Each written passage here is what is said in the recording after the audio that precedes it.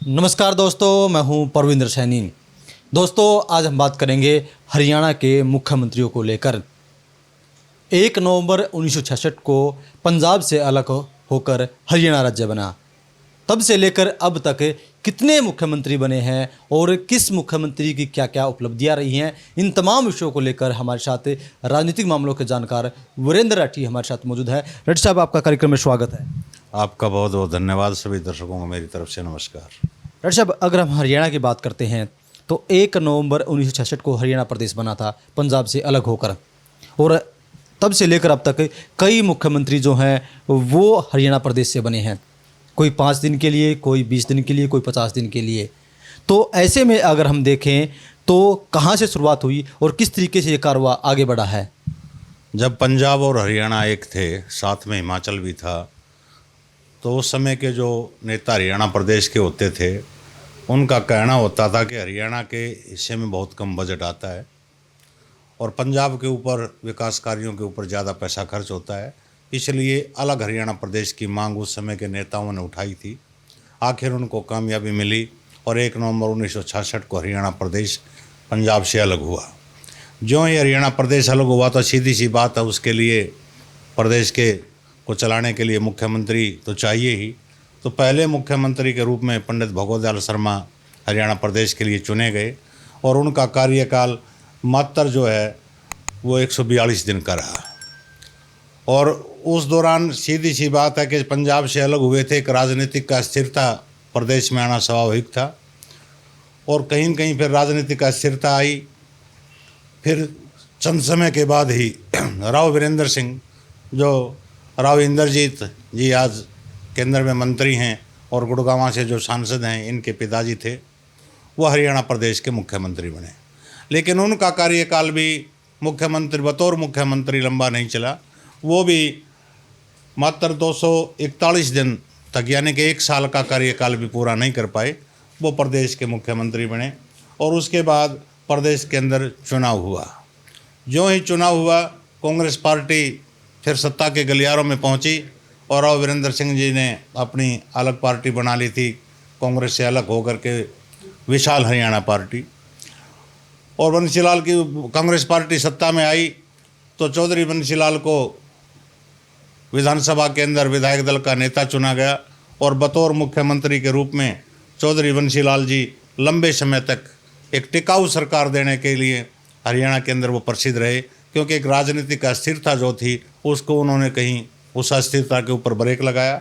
जो 21 मई 1968 से 14 मार्च 1972 तक वो प्रदेश के निरंतर मुख्यमंत्री रहे। उसके बाद फिर चुनाव हुआ। उस चुनाव के अंदर फिर कांग्रेस पार्टी सत्ता के अंदर आई और चौधरी बंसीलाल जी को पुनः प्रदेश का मुख्यमंत्री चुना गया। 1975 तक 3 साल तक वो प्रदेश के मुख्यमंत्री रहे। फिर देश के अंदर भी, केंद्र के अंदर भी कांग्रेस की सरकार थी और इंदिरा जी के काफ़ी विश्वसनीय चौधरी बंसीलाल जी हुआ करते थे और देश के अंदर उनको डिफेंस मिनिस्टर, रक्षा मंत्री का दर्जा दिया गया। तो अपनी पसंद के मुख्यमंत्री को वो हरियाणा प्रदेश के अंदर बना के गए, बनारसी दास गुप्ता जी को। और बनारसी दास गुप्ता जी करीब 2 साल प्रदेश के मुख्यमंत्री रहे, 1975 से 1977 तक। लेकिन 1977 के अंदर समूचे देश के अंदर एक क्रांति आई और उस समूचे जितने विपक्षी दल थे कांग्रेस के, उन्होंने बड़ी रैली करके दिल्ली के अंदर एक फैसला लिया कि कांग्रेस पार्टी के प्रत्याशी के खिलाफ सभी दल एकजुट होकर के एक प्रत्याशी चुनाव मैदान में लाएंगे, ताकि कांग्रेस पार्टी को न केवल देश से बल्कि हरियाणा प्रदेश से भी सत्ता से बाहर किया जा सके। और वो कहीं कहीं विपक्षी नेताओं की जो एकता थी वो रंग लाई और देश के अंदर भी सत्ता का परिवर्तन हुआ और इंदिरा गांधी जी की जगह मोरारजी देसाई देश के प्रधानमंत्री बने। लेकिन उनके बाद वहाँ पर चौधरी चरण सिंह जी भी प्रधानमंत्री बने और हरियाणा प्रदेश के अंदर पहली बार विपक्ष के मुख्यमंत्री चौधरी देवीलाल जी के रूप में बने। लेकिन चौधरी देवीलाल जी जिस प्रकार से जाने जाते थे कि वो सत्ता के लोभी या लालची नहीं थे, वो सत्ता से उनका ज़्यादा मोह नहीं था। वो मात्र 2 साल ही प्रदेश के मुख्यमंत्री रहे, 1977 से 79 तक। और फिर चौधरी देवीलाल की जो सरकार थी, उस सरकार को तोड़ने का काम किया राजनीति के पीएचडी कहे जाने वाले चौधरी भजन लाल जी ने। और चौधरी देवीलाल को मुख्यमंत्री की कुर्सी से हटा करके चौधरी भजन लाल जी इस प्रदेश के 1979 के अंदर मुख्यमंत्री बन गए। बीच में जो 82 के अंदर चुनाव आया, 82 के चुनाव में भी बहुमत चौधरी देवीलाल की पार्टी को मिला था। उस समय शायद लोकदल नाम होता था। ये अपने एमएलए को लेकर के कहीं इधर उधर जा रहे थे। रास्ते में ही भजनलाल ने कुछ एमएलए का जिस प्रकार का राजनीतिक शब्द प्रयोग करते हैं वो काम हुआ। और जेडी तपासे हरियाणा प्रदेश के गवर्नर होते थे। हमारे तो उस समय छोटी उम्र थी। और 1982 के अंदर भी भजनलाल ने संडे के दिन, हमें याद है, गवर्नर हाउस के अंदर जा कर के शपथ ली और दोबारा वो प्रदेश के मुख्यमंत्री बने। और वो मुख्यमंत्री रहे 1986 तक। 1986 के अंदर राजीव गांधी जी इंदिरा गांधी की जगह कांग्रेस की बागडोर संभालने लग गए थे। और इंदिरा जी की मृत्यु 31 अक्टूबर 1984 को हो गई थी। तो उसके बाद राजीव गांधी जी के ज़्यादा करीब पहुंच गए चौधरी बंसीलाल जी। राजीव गांधी जी ने देखा कि हरियाणा प्रदेश के अंदर फिर से चौधरी देवीलाल की एक लोकप्रियता बढ़ती जा रही है। और कहीं न कहीं चौधरी भजनलाल जी का वो मानते थे कि जनता इनसे नाराज़ है। तो उन्होंने यहाँ के मुख्यमंत्री का चेहरा बदला ताकि कांग्रेस फिर से सत्ता में लौट सके। और भजनलाल जी को यहाँ से हटा करके देश की केंद्र की सरकार के अंदर कृषि मंत्री बनाया और चौधरी बंसीलाल जी को भजनलाल जी की जगह प्रदेश का मुख्यमंत्री बनाया। हालांकि वो 1 साल तक प्रदेश के मुख्यमंत्री रहे, लेकिन चौधरी देवीलाल की आंधी 1987 के अंदर इस चरम पर पहुंच चुकी थी कि जिस प्रकार से उन्होंने घोषणा की थी कि मैं 100 रुपये माहवार वृद्धावस्था पेंशन करूंगा, जिस प्रकार से गरीब महिलाओं के लिए जच्चा और बच्चा स्कीम लेकर के आए थे और अनेक ऐसी घोषणाएं थी। बेरोजगारी भत्ते की जहां तक बात थी, चौधरी देवीलाल का जादू हरियाणा प्रदेश की जनता के ऊपर सिर चढ़ करके बोला। और 90 सीटों का हरियाणा प्रदेश चौधरी देवी जब चुनाव हुआ 17 जून 1987 का वो ऐतिहासिक चुनाव था। उसकी तारीख भी मुझे आज तक याद है। चौधरी देवीलाल की पार्टी और उनकी सहयोगी पार्टियों को 90 में से 85 सीट उस समय पे चौधरी देवीलाल की पार्टी को मिली। और उस समय के जो मुख्यमंत्री चौधरी बंसीलाल जी हुआ करते थे तो शाम से वो भी वो चुनाव हार गए। और जो 5 व्यक्ति कांग्रेस के उम्मीदवार बतौर कांग्रेस प्रत्याशी के तौर पर जीते थे, उनमें चौधरी भजनलाल की घरवाली जसमा देवी भी एक ऐसी प्रत्याशी थी जो आदमपुर से भी उस आंधी में भी अपनी सीट निकाल पाई थी। और 4 कांग्रेस के प्रत्याशी ऐसे साथी और थे। उसके बाद हरियाणा के अंदर फिर से एक राजनीतिक अस्थिरता का दौर आया। चौधरी देवीलाल जी हरियाणा प्रदेश की राजनीति को छोड़ करके केंद्र की राजनीति करने लग गए। और केंद्र में विश्वनाथ प्रताप सिंह का और चौधरी देवीलाल जी का और चौधरी चंद्रशेखर जी का जादू चलने लग गया। दिल्ली के ऐतिहासिक बोट क्लब के ऊपर 25 सितंबर को चौधरी देवीलाल का जन्मदिन मनाया गया। जिस प्रकार से 1977 के अंदर एक फैसला लिया था कि कांग्रेस पार्टी के खिलाफ सभी दल एकजुट और एकत्रित होकर के एक प्रत्याशी को चुनाव मैदान में लाएंगे, उसी प्रकार का फैसला उस समय भी हुआ। और जनता दल के नाम से एक दल का गठन हुआ जिसमें भारतीय जनता पार्टी भी शामिल थी सहयोगी के रूप में, और मार्क्सवादी कम्युनिस्ट पार्टी और भारतीय कम्युनिस्ट पार्टी भी शामिल थी। और जनता दल का हिस्सा उस समय के जनता दल जो था उसमें लालू यादव भी जनता दल का हिस्सा थे, मुलायम सिंह यादव जी भी थे, नीतीश कुमार भी थे। उधर से अन्य पार्टियां जो छोटी छोटी प्रदेशों के अंदर थी उनका समर्थन भी था। और देश के अंदर राजीव गांधी जी सत्ता से बाहर हुए और वहाँ विकल्प के रूप में पहले तो नाम चौधरी देवीलाल का बतौर प्रधानमंत्री के रूप में आया, लेकिन उन्होंने प्रधानमंत्री की शपथ लेने से मना किया और विश्वनाथ प्रताप सिंह को देश का प्रधानमंत्री बनाया गया। जब ये उप प्रधानमंत्री पद इन्होंने वीपी सिंह की सरकार में लिया तो सीधी सी बात है कि हरियाणा प्रदेश के अंदर मुख्यमंत्री के लिए मारामारी तो होनी ही थी। उस समय चौधरी देवीलाल के तीसरे बेटे चौधरी रणजीत सिंह स्वयं चौधरी देवीलाल जब मुख्यमंत्री थे उनकी सरकार के अंदर कृषि मंत्री थे। ओम प्रकाश चौटाला जी एमएलए नहीं थे, लेकिन बतौर सक्रिय राजनीति मुख्यमंत्री की दौड़ में वो निरंतर चल रहे थे। और उन्होंने जो आजमाइश करके चौधरी देवीलाल का दिल जीत करके मुख्यमंत्री का नाम अपना घोषित करवाया और उन्होंने हरियाणा प्रदेश के मुख्यमंत्री के रूप में 1989 के अंदर ओम प्रकाश चौटाला जी ने शपथ ली। लेकिन ओम प्रकाश चौटाला जी विधायक नहीं थे तो कहीं न कहीं से उनको विधायक बनना था। चौधरी देवीलाल जी उस समय महम से विधायक होते थे जब मुख्यमंत्री थे, तो उन्होंने महम से अपना इस्तीफ़ा एमएलए से भी दिया, बतौर मुख्यमंत्री से भी दिया, तो महम की सीट खाली हो गई और ओम प्रकाश चौटाला जी महम के चुनाव मैदान में विधायक बनने के लिए आए। तो वो चुनाव उधर से पंचायती उम्मीदवार के रूप में आनंद सिंह दांगी महम चौबीसी पंचायत के जनसमर्थन से प्रत्याशी थे, क्योंकि महम चौबीसी का एक इतिहास रहा है। चाहे किसी भी पार्टी की सत्ता रही है, लेकिन चबूतरे के ऊपर फैसला होकर के एक पंचायती उम्मीदवार को चुनाव मैदान में महम की जनता उतारती है। और उसी को तकरीबन कामयाब करती है। और वो चुनाव इतना गंभीर चुनाव हुआ, उसमें जान की भी हानि हुई और वो चुनाव रद्द हो गया।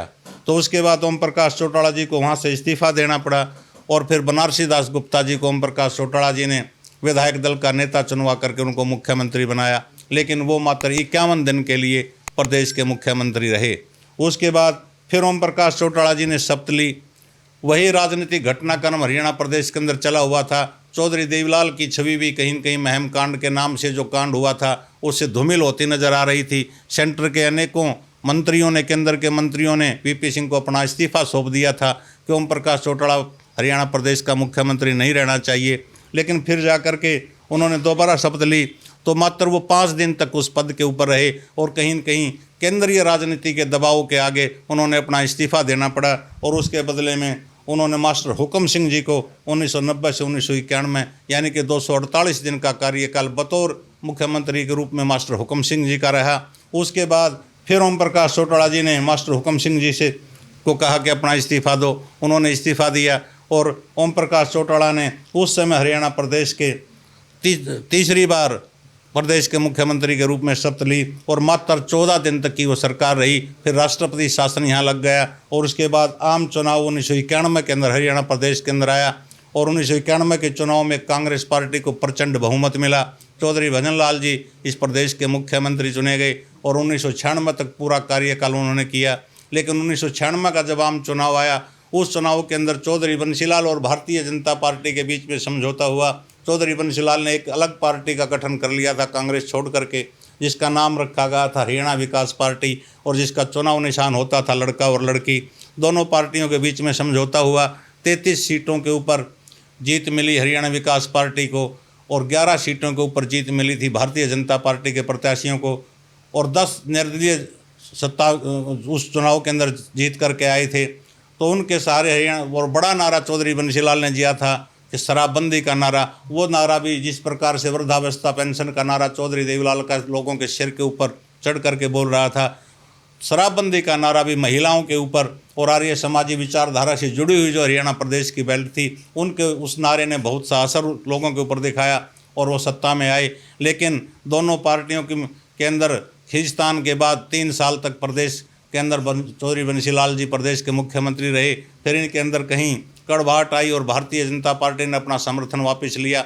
लेकिन चौधरी सुरेंद्र सिंह और किरण चौधरी जी जो आज भारतीय जनता पार्टी की राज्यसभा की मेंबर हैं और जिनकी बेटी आज हरियाणा के नायब सरकार के अंदर कैबिनेट मंत्री हैं, इनके पिताजी और इनकी मां ने सोनिया गांधी जी से और राहुल जी से और कांग्रेस के आला कमान नेताओं से बात करके चौधरी बंसीलाल जी की सरकार को समर्थन दिलवाया और कांग्रेस के समर्थन से वो सरकार 4-5 महीने और चली।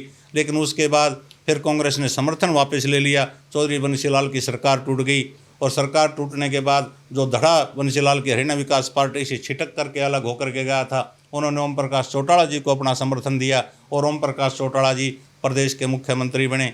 6-7 महीने के कार्यकाल के बाद ही ओम प्रकाश चौटाला जी ने विधानसभा को भंग करवाने का फैसला लिया और विधानसभा भंग होते ही जो ही आम चुनाव आया, उस चुनाव के अंदर भारतीय जनता पार्टी और ओम प्रकाश चौटाला की इंडियन नेशनल लोकदल का जो समझौता हुआ, उस समझौते के तहत अकेले दम पर इनेलो इतनी सीटें निकाल पाई जो सत्ता के बहुमत से ज़्यादा थी और भारतीय जनता पार्टी का भी समर्थन था। पूरे 5 साल तक और वो सरकार निरंतर आबाद गति से चली। 2005 के अंदर फिर चुनाव आया, उस चुनाव के अंदर कांग्रेस तकरीबन 65 सीटें ले करके जीत करके प्रदेश की विधानसभा के अंदर पहुंची। लेकिन जब मुख्यमंत्री के चयन की बात आई तो कांग्रेस पार्टी के हाईकमान ने जो चाह रहे थे कि भजनलाल जी कह रहे थे कि मैं प्रदेश का मुख्यमंत्री बनूंगा, कहीं न कहीं उनको दरकिनार करके चौधरी भूपेंद्र सिंह हुड्डा जी के ऊपर दाव खेला और वो दाव उनका कामयाब भी रहा। क्योंकि आगे चल करके 2009 में जब आम चुनाव आया तो उस आम चुनाव के अंदर भी कांग्रेस पार्टी सत्ता तक पहुंचने में कामयाब रही। तो इस प्रकार से लगातार 2005 और 2009 में चौधरी भूपेंद्र सिंह हुड्डा जी प्रदेश के मुख्यमंत्री के रूप में हरियाणा प्रदेश के अंदर इनकी सेवाएं रहीं।